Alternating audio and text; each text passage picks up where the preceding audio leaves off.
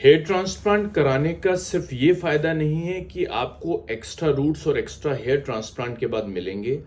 उसका एक सबसे बड़ा फायदा ये है कि जो आपके प्री एग्जिस्टिंग बाल, जो बाल इस उस एरिया में पहले से हैं, उनका गिरना अपने आप कम हो जाता है और उनकी थिकनेस, उनकी मोटाई भी बढ़ जाती है।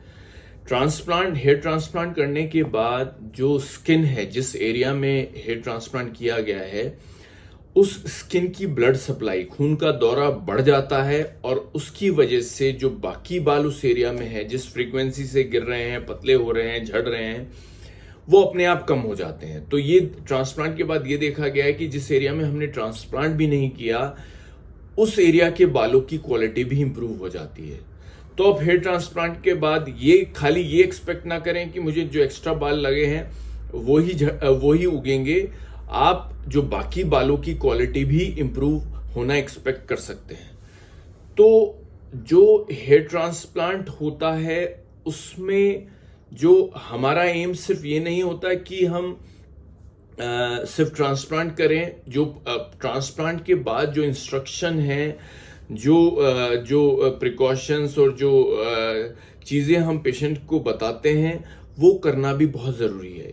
हेयर ट्रांसप्लांट हम इक्वलेंट, अगर पेशेंट को हम एक लेमैन लैंग्वेज में समझाने की कोशिश करें, तो एक तरह की खेती है। जैसे ट्रांसप्लांट इज इक्वलेंट टू कि हम उस खेत में बीज डाल रहे हैं। जो बीज डालने के बाद की जो प्रक्रिया, जिसमें उसमें फर्टिलाइजर, उसका केयर, वो पेशेंट को खुद करनी पड़ती है। तभी हम उन बालों को मैक्सिमम ग्रो कर पाएंगे और उनकी जो क्वालिटी है, मैक्सिमम क्वालिटी के बाल ला पाएंगे। तो इंस्ट्रक्शन इंपॉर्टेंट है।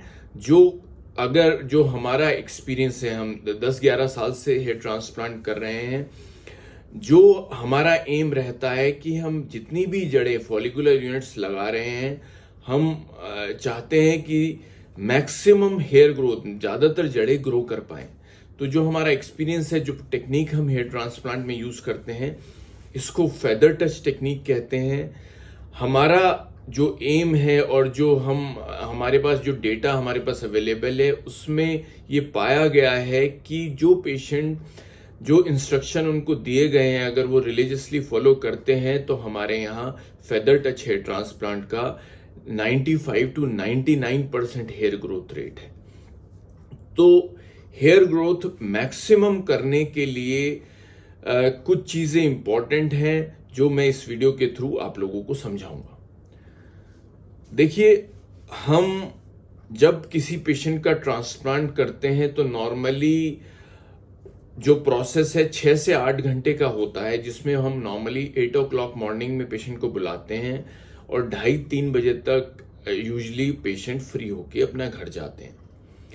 जो इंस्ट्रक्शन उनको ट्रांसप्लांट के बाद दिए जाते हैं, उसमें सबसे इंपॉर्टेंट इंस्ट्रक्शन पहले ट्रांसप्लांट के पहले 72 घंटे, पहले 3 दिन सबसे ज़्यादा इंपॉर्टेंट होते हैं, क्योंकि जो रूट्स हमने लगाई होती हैं, वो अभी नीचे से उनकी ब्लड सप्लाई स्किन से नहीं आई हुई होती और उनको हमें डेड होने से बचाना है। उनको मैक्सिमम सर्वाइवल जो एक केयर है, वो शुरू के 72 घंटे की है।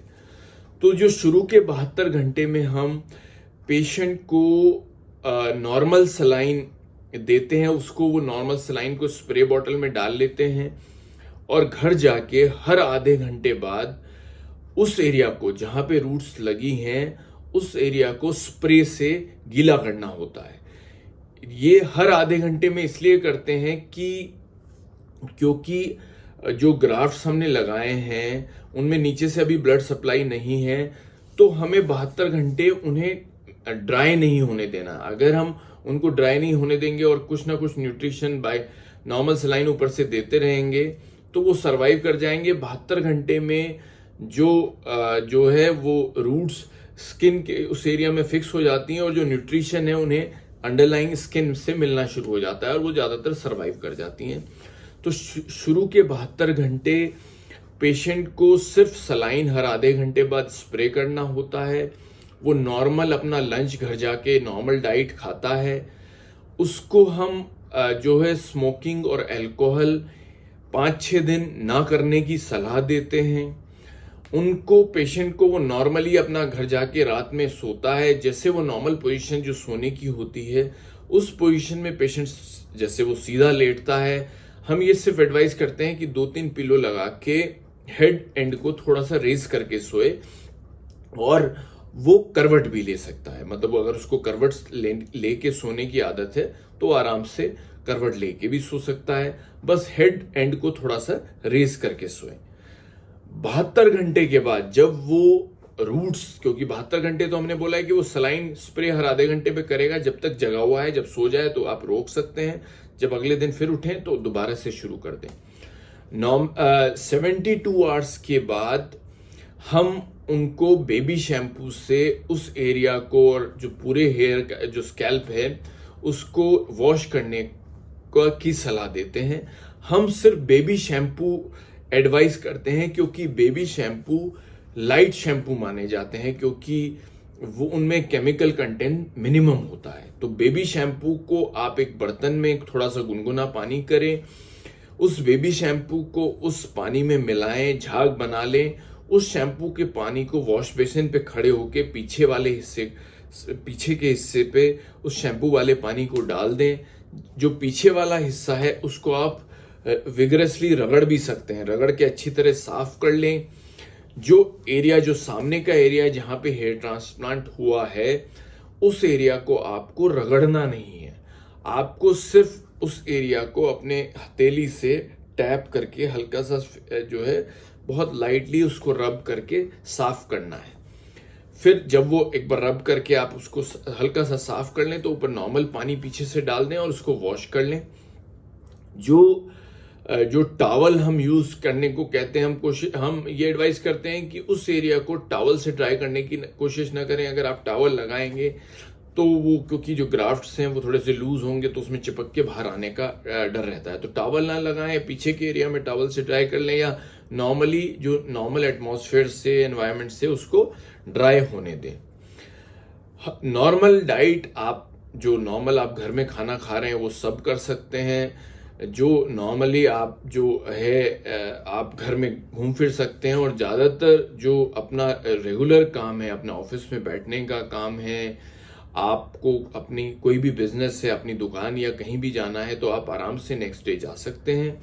ज़्यादातर पेशेंट लोगों को ये नहीं बताना चाहते कि हमने ट्रांसप्लांट करा है, तो हम उनको ये एडवाइस कर देते हैं कि आप नॉर्मली जो नॉर्मल स्पोर्ट्स कैप होती है, जो स्पोर्ट्स कैप होती है उसको ऊपर से पहन के लूजली जो पीछे का जो है ना उसको लूज कर लें, और आराम से पीछे ऊपर जो एरिया स्कैल्प पे आराम से लूजली उस कैप को रख लें।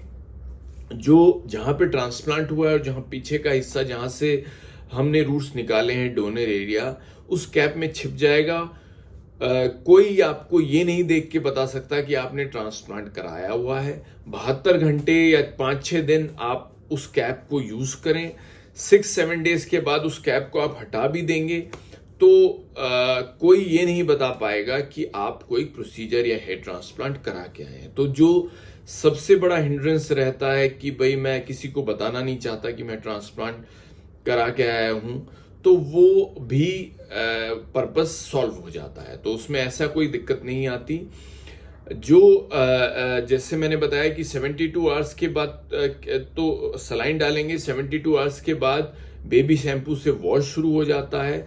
बस इस हिस्से को रगड़ना नहीं है, इस प्रोसेस को 14 दिन तक फॉलो करना होता है। 2 हफ्ते तक सिर्फ बेबी शैम्पू का पानी पीछे से डालना है, उसको हल्का सा इस एरिया को लाइटली और सॉफ्टली रब करना है, और रोज धोने हैं बाल। 72 आवर्स के बाद रोज बेबी शैम्पू वाले पानी से आप बाल धोएंगे, और 14 दिन तक इसी तरीके से आपको शैम्पू करना है। 14 दिन के बाद, क्योंकि 14 दिन के बाद रूट्स जो हमने लगाई हैं ट्रांसप्लांट में वो स्किन में फिक्स हो जाती हैं, तब उनका निकलने का चांसेस बहुत कम हो जाता है। तो जो 14 दिन के बाद आप जो है डायरेक्ट शैम्पू स्कैल्प पे डाल के उस हिस्से को रगड़ के साफ कर सकते हैं। तो हम जो है पेशेंट्स को सिर्फ बेबी शैम्पू 1 साल तक यूज करना एडवाइस करते हैं। हफ्ते में 2 बार आप शैम्पू करें और उस एरिया को क्लीन रखें। जो रेगुलर मेडिसिन होती हैं, जैसे जब आप ट्रांसप्लांट करा के जाते हैं तो रेगुलर जो 5 दिन की मेडिसिन खाली दी जाती हैं, जो रेगुलर जिसमें पेन की हल्का सा जो पेन किलर्स, एंटीबायोटिक ये सब दिया जाता है, जो 5 डेज लेना होता है। उनकी कॉस्ट भी बहुत ज़्यादा नहीं होती। ज़्यादातर उन लोगों के जो इंक्वायरी होती है कि भाई ट्रांसप्लांट के अलावा कोई हिडन कॉस्ट या एक्स्ट्रा कॉस्ट दवाइयों का बहुत ज़्यादा खर्चा तो नहीं आएगा, तो ऐसा कुछ नहीं है। जो नॉर्मल दवाई जैसे 5 डेज की लिखी जाती हैं वो आप किसी भी मेडिकल स्टोर पे भी मिल जाएगी या हमारे यहाँ से भी लेना चाहें, उनकी एवरेज कॉस्ट 300 to 500 रुपीज़ की आती है। तो वो एक बहुत महंगी दवाइयाँ नहीं होती। सिर्फ 5 दिन आपको मेडिसिन लेनी होती है, 5 डेज के बाद अब सारी मेडिसिन बंद हो जाती हैं और आप रेगुलर अपने काम पे लग जाते हैं। जो हम जैसे मैंने बताया कि आप अगले दिन से, ट्रांसप्लांट के अगले दिन से अपना रूटीन काम कर सकते हैं, अपने ऑफिस जा सकते हैं, अपनी लाइट एक्सरसाइज, वॉक और जो है नॉर्मल लाइट एक्सरसाइज आप कर सकते हैं। हम सिर्फ जो इंस्ट्रक्शन में बहुत हेवी एक्सरसाइज जैसे विग्रस रनिंग, आपको रनिंग और लॉन्ग डिस्टेंस रनिंग की आदत है या रूटीन में है, तो हम ये कहते हैं कि 1 महीने तक आप थोड़ा लाइट एक्सरसाइज करें। जिम जो बहुत हेवी वेट लिफ्टिंग और एग्रेसिव जिमिंग करते हैं, हम उनको अभी 1 महीने के लिए थोड़ा सा लाइट मोड में रहने की सलाह देते हैं। अगर बहुत एग्रेसिव एक्सरसाइज, बहुत ज़्यादा रनिंग हो रही है, एग्रेसिव एक्सरसाइज है जिसमें बहुत पसीने बह रहे हैं, उसमें ये होता है कि जो विग्रेस एक्सरसाइज से जो ब्लड सप्लाई है वो मसल में जाती है, तो जो स्किन का एरिया है जहाँ पे हमने रूट्स लगाई हैं उनकी ब्लड सप्लाई थोड़ी सी कम हो जाएगी, तो इसकी वजह से रूट सर्वाइवल पे थोड़ा फर्क पड़ता है। तो थ्योरेटिकली 1 महीने आप लाइट एक्सरसाइज करें। हम जो 2 व्हीलर्स यूज कर रहे हैं पेशेंट, हम उनको ये एडवाइस करते हैं कि 1 महीने हेलमेट ना लगाएं। लाइट वो जो कैप हमने एडवाइस की है 1 महीने तक उसी कैप को लगाएं। थ्योरेटिकली 1 हफ्ते के बाद रूट्स आप हेलमेट यूज भी करेंगे तो ज़्यादातर रूट सर्वाइव कर जाती हैं, कोई खास फर्क नहीं पड़ता। लेकिन एक एक्स्ट्रा कॉशियस कि भाई हम रूट को मैक्सिमम सर्वाइव करवा दें, वो हम पेशेंट को एडवाइस कर देते हैं। जो लॉन्ग टर्म जैसे पूछते हैं कि भाई दवाइयाँ तो नहीं, हमें उस ग्रोथ करने के लिए कोई महंगी दवाइयाँ लंबे टाइम तक कोई जिनके साइड इफेक्ट हैं वो तो नहीं यूज़ करना होता, तो उस कॉन्टेक्स्ट में ट्रांसप्लांट के हफ्ते बाद या हफ्ते या 10 दिन के बाद जब वहाँ पे हीलिंग फ्रंट के एरिया में जहाँ पे ट्रांसप्लांट हुआ है और डोनर एरिया हफ्ते 10 दिन में भी पूरी तरह हील हो जाता है, कोई ये नहीं बताएगा, आप कुछ भी नहीं लगाएंगे, कैप भी लगाना छोड़ देंगे, तो 10-12 दिन के बाद कोई ये नहीं बता सकता कि आपने कोई प्रोसीजर कराया हुआ है। तो हम 10 या 12 दिन के बाद 2 दवाइयाँ 1 साल तक यूज करनी होती हैं, जिसमें एक मिनॉक्सिडिल सॉल्यूशन है। मिनॉक्सिडिल दवाई सिर्फ उस एरिया में स्प्रे करके डाली जाती है। वो सुबह शाम जो है 1 ml जो डोज में सुबह शाम यूज करनी होती है। 1 ml का मतलब जो बॉटल मिलती है वो 60 ml की होती है, पूरे 1 महीने चलेगी, क्योंकि 1 ml सुबह और 1 ml शाम को यूज करना पड़ेगा, तो 2 ml पर डे यूज होगा, 60 ml पूरे 1 महीने चलता है। तो वो स्प्रे में भी आता है और उसमें ड्रॉपर भी होता है। अगर 5 स्प्रे मारेंगे तो वो इक्विवेलेंट होती है 1 ml के। तो आप 5 स्प्रे पूरे एरिया में स्प्रे कर दें और फिंगर से आप उनको उस एरिया को रब कर दें, उसको सुबह शाम यूज करें। और दूसरी एक टैबलेट होती है जिसको फिनेस्ट्राइड कहते हैं, जो 1 मिलीग्राम डोज में वंस अ डे होती है। Depending on patient to patient जो फिनेस्ट्राइड की डोज किसमें कितनी यूज करनी है, कम करनी है, ज़्यादा करनी है या फिर बिल्कुल नहीं करनी है, वो हम पेशेंट टू पेशेंट उनकी हिस्ट्री से जज करते हैं। तो वो ये चीज़ भी इम्पॉर्टेंट है।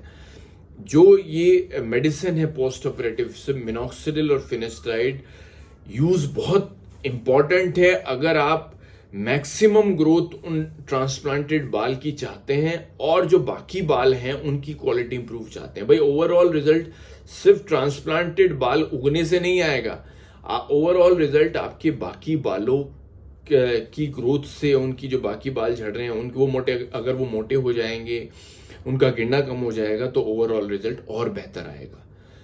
एक इंस्ट्रक्शन पीआरपी से रिलेटेड भी हम देते हैं। अगर आपका जो स्कैल्प है जहां पे ट्रांसप्लांट हुआ है, बाकी जो बाल हैं वहां थिनिंग स्टेज है, थिनिंग हो रही है बाकी बालों में भी, और झड़ रहे हैं तो पीआरपी की सलाह भी दी जाती है। लेकिन अगर बाकी बालों की क्वालिटी ठीक है तो जो ट्रांसप्लांट हम बाल कर रहे हैं, क्योंकि वो जेनेटिकली रेजिस्टेंट एरिया वाले पीछे वाले बाल हैं, उसमें पीआरपी की रिक्वायरमेंट नहीं होती। पीआरपी की रिक्वायरमेंट ट्रांसप्लांट के बाद सिर्फ उन पेशेंट में होती है जिनकी बाकी बाल पतले हैं और झड़ रहे हैं। पीआरपी का रोल ट्रांसप्लांटेड बालों से ज्यादा जो आपके बाकी बाल हैं उनकी क्वालिटी इंप्रूव करने में होता है। तो वो भी पेशेंट टू पेशेंट वेरी करता है कि किसमें पीआरपी की जरूरत है। ज्यादातर लोग हमसे कि जी पीआरपी के कितने सेशन हम आप ट्रांसप्लांट के बाद देंगे, क्या पैकेज है इसमें, उस चक्कर में आप ज्यादातर हमने देखा है कि वो ट्रांसप्लांट से ज्यादा पीआरपी के बारे में ज्यादा इंटरेस्टेड रहते हैं।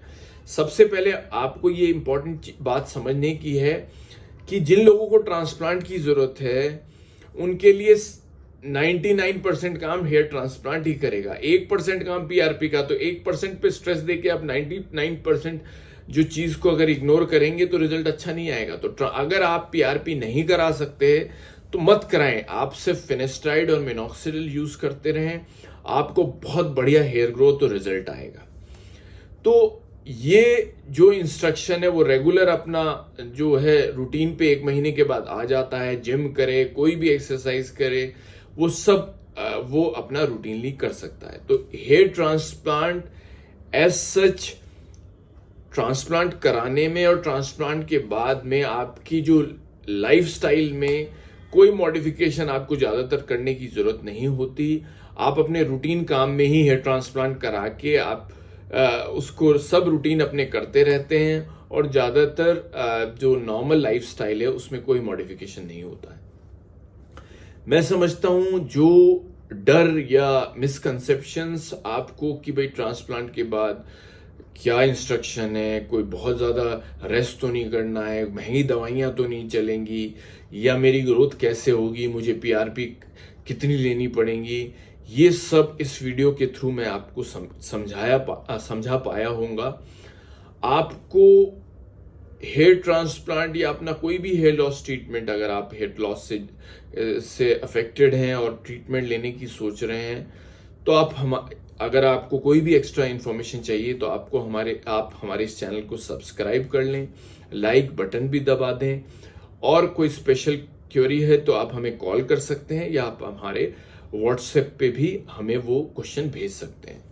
हम ये एडवाइस करेंगे कि आप अगर हेयर फॉल आपका हो रहा है, आप किसी भी जेंडर के हैं, अगर आप शुरुआती स्टेज में उसका ट्रीटमेंट शुरू कर देंगे, वो आप हमारी या किसी भी क्लिनिक पे विजिट करें, आप मेरे से मिलें, अपना हेयर एग्जामिनेशन कराएं, और जो आपका हेयर कंडीशन है उसके हिसाब से अपना ट्रीटमेंट आप जितनी जल्दी से शुरू कर देंगे। इंटरनेट पे और बाकी घरेलू नुस्खे और ये सब, इनका कोई साइंटिफिक बेसिस नहीं है, उसमें आप एक बहुत वैल्यूबल टाइम पीरियड वेस्ट कर देते हैं जिसमें जो हेयर लॉस है वो परमानेंट हो जाता है। तो उसमें जो